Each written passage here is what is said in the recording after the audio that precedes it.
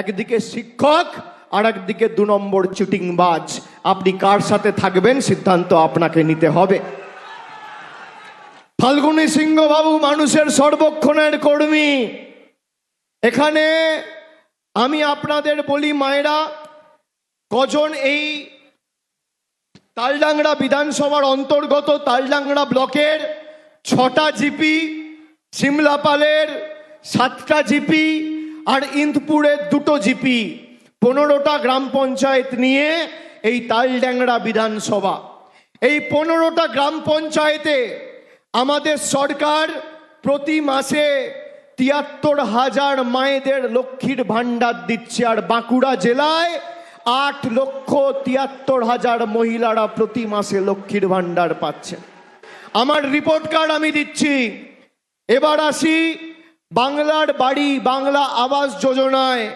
গত 2 বছরে অর্থাৎ 2024 এবং 2025 সালে আমাদের সরকার এই তালডাংরা বিধানসভায় 14,550 জন গরিব মানুষকে পাকা বাড়ি দিয়েছে, মাথায় ছাদের ব্যবস্থা করেছে। আর বাঁকুড়ায় 1,76,000 জনকে বাংলার বাড়িতে মমতা বন্দ্যোপাধ্যায়ের সরকার 1,20,000 টাকার সাহায্য সহযোগিতা করেছে। এবার আসি খাদ্য সাথী। 3 লক্ষ জন প্রতি মাসে বিনামূল্যে এই তালডাংরা বিধানসভা থেকে বিনামূল্যে রেশন পাচ্ছেন, আমাদের সরকার দিচ্ছে। 52,000 কৃষক ভাইয়েরা কৃষক বন্ধুর সাহায্য সহযোগিতা পেয়েছেন। এবার আসি যুব সাথী। যারা মমতা ব্যানার্জিকে ব্যঙ্গ বিদ্রুপ করে বলেছিলেন যুব সাথী এমনি ঘোষণা করছে ভোটের জন্য, জীবনে হবে না, ফেব্রুয়ারিতে ঘোষণা করেছে আর মার্চের 6 তারিখের মধ্যে অ্যাকাউন্টে টাকা ঢুকে গেছে। এই তালডাংরা বিধানসভা থেকে 25,783 জন আর বাঁকুড়া জেলার 3,20,000 যুবক যুবতীরা 1,500 টাকা করে যুব সাথী প্রকল্পে পেয়েছে। কন্যাশ্রী K1 আর K2 মিলিয়ে প্রায় 1,34,000 বোনেরা উপকৃত হয়েছেন। পথশ্রী, রাস্তাশ্রী, কেন্দ্র সরকার টাকা আটকে রেখেছে। গ্রামীণ সড়ক যোজনায় প্রায় 96টি রাস্তার নির্মাণ, পুনর্নির্মাণ এবং সংস্কার করা হয়েছে। মোট 150 কিলোমিটার রাস্তা আর খরচ হয়েছে প্রায় 67 কোটি টাকা মমতা বন্দ্যোপাধ্যায় সরকার করেছে। আপনাদের তথ্য তো আমি দিলাম। বিজেপির নেতাদের বলবেন এখানে ক্যামেরা রয়েছে, সংবাদ মাধ্যমের ক্যামেরা আছে, আপনাদের হাতে মোবাইল আছে, আমার কথা রেকর্ড করুন। যদি বিজেপির ছোট বড় মাঝারি দিল্লির বড় বহিরাগত নেতারা প্রমাণ করতে পারে গত 5 বছরে 100 দিনে নরেন্দ্র মোদী সরকার বাঁকুড়ার মানুষের জন্য 10 পয়সা দিয়েছে, আমি রাজনীতি করব না।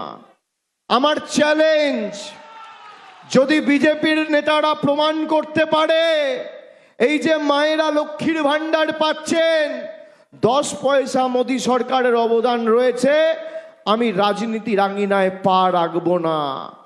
আমার চ্যালেঞ্জ, বাংলা আবাস যোজনায় 5 বছরে যদি মোদী সরকারের কেউ প্রমাণ করতে পারে যে একটা গরিব মানুষের বাড়ির জন্য নরেন্দ্র মোদী সরকার 1 টাকা দিয়েছে, 1 টাকা, আমি তৃণমূলের হয়ে কোনোদিন আপনাদের কাছে প্রচার করতে আসবো না, ভোট চাইতে আসবো না। যদি 1 টাকা দিয়েছে প্রমাণ করে।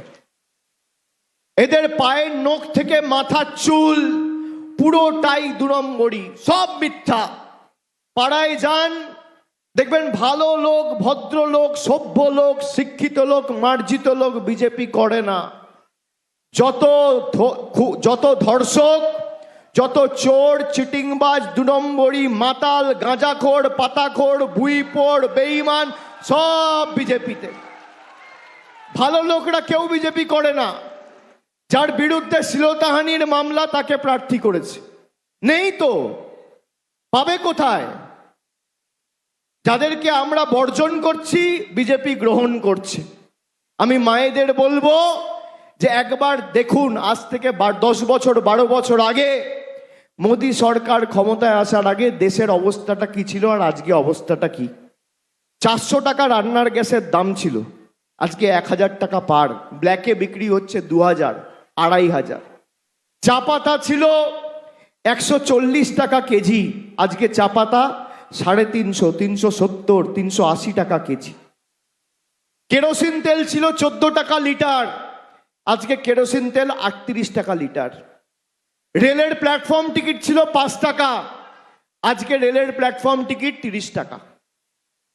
দুধ ছিল 27 টাকা লিটার, আজকে দুধ 60 টাকা, 62 টাকা লিটার। টমেটো ছিল 18 টাকা কেজি, আজকে টমেটো কত, 40-42 টাকা কেজি। ঢেঁড়স ছিল 20 টাকা কেজি, আজকে 50 টাকা কেজি। আপনারা রান্নায় জিরে ব্যবহার করেন, জিরে ছিল 138 টাকা কেজি, আজকে জিরে 350 টাকা কেজি। কাঁচা লঙ্কার দাম বেড়েছে, মাছ মাংস ডিম সবার দাম বেড়েছে। একদিকে মোদিজি আপনার পকেট কেটে আপনাকে লুটছে, আর একদিকে মমতা বন্দ্যোপাধ্যায় লক্ষ্মীর ভান্ডার করে আপনার হাতে টাকা দিচ্ছে। পার্থক্যটা পরিষ্কার।